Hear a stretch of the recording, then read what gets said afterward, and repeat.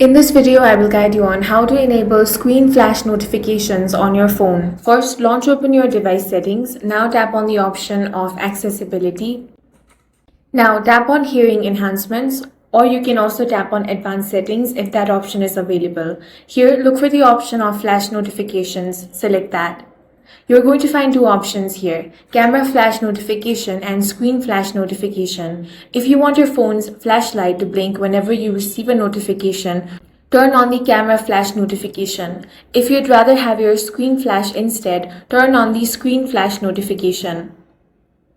After enabling your preferred option, tap on it to customize how it works. You can select all apps or selected apps.